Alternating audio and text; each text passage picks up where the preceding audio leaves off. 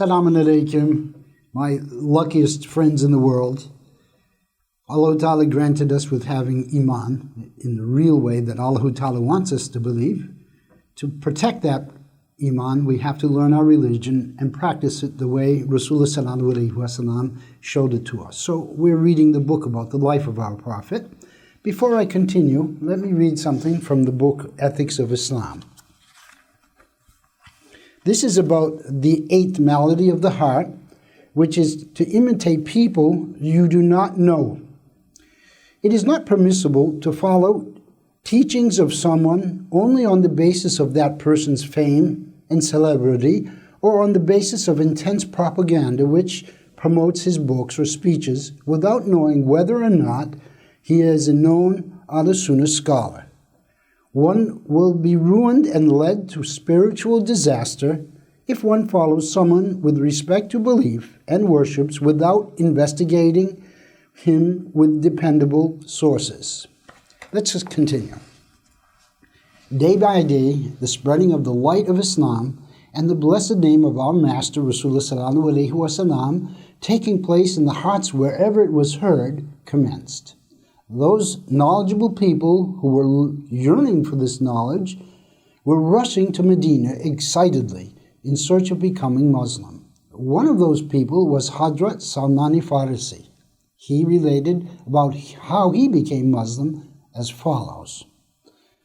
I am from Jai village of Isfahan city in Persia. My father was the wealthiest person in the village and we had much property. I was the only child and the darling of my father. He overprotected me. He did not permit me to go out of the home. He was a fire worshipper. Therefore, he taught me fire worshiping completely as he wished. A fire burned in our house constantly, and he would worship it. He would make sajda, prostrate towards it. Since my father had much property, one day he brought me out of the house and said, "My son, when I die, you will be the owner of all these properties and goods. Therefore, go and know your goods and fields." I said, "Okay," and I roamed around our fields. When I went to see the fields one day, I saw a church. I heard the voices of the Christians. When I went near them, I saw that they were worshiping inside the building. I was astonished because I had not seen any such thing before. Our worship was only to worship and burn a fire and making sajda toward it. However, they were worshiping an invisible creator, Allah. I told myself, I swear that their religion is true, ours is false. Being interested, I watched them until evening. Before going to our fields, the darkness began to fall. When I asked them, "Where is the center of this religion?" they replied, "It is in Damascus." Then I asked, "If I go to Damascus, will they accept me too?" They said, "Yes, they will." When I asked them, "Is there anyone who will go to Damascus soon?" they told me that there's a caravan that would leave soon. The people I spoke to were a few in number. They had come from Damascus to Isfahan. While I was busy with these, I was late to go home. When my father saw that I did not return, he started searching far and near for me and sent men to find him.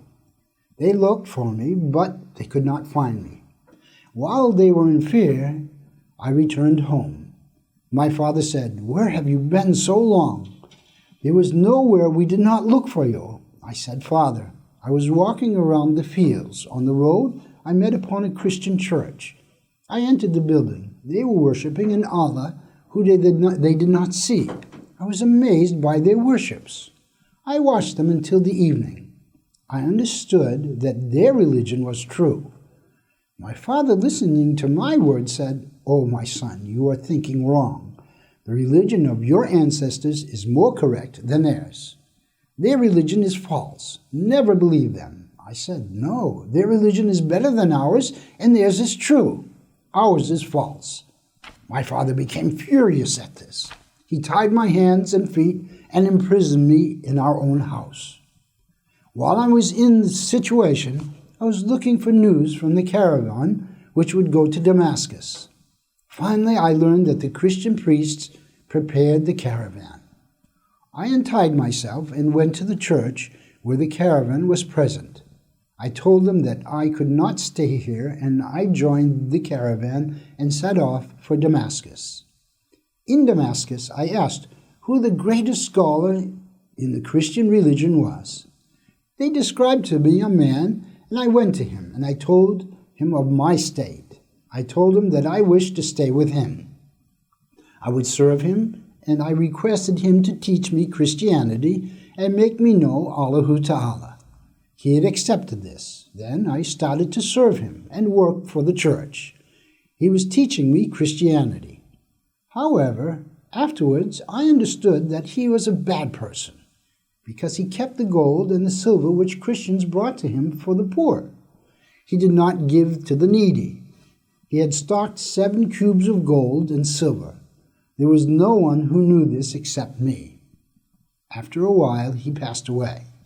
Christians gathered for the funeral. I told them, why do you respect this person so much? He does not deserve this respect.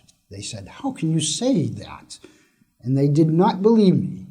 So I showed them where the gold and silver had been hidden. They took out 7 cubes of gold and silver, and then they said, this person does not deserve a burial or funeral. They threw his body away and covered it with stones. Another person was given his post. That person was a pious person, a man of a real scholar. He did not give any importance to this world. He was looking forward to the hereafter. He worked for the hereafter all the time. He worshipped during the day and night. I liked him so much, and I stayed with him for a long time. I served him willingly. We would worship together. When we meet again, we're going to discuss Mosul. Wa alaikum salam.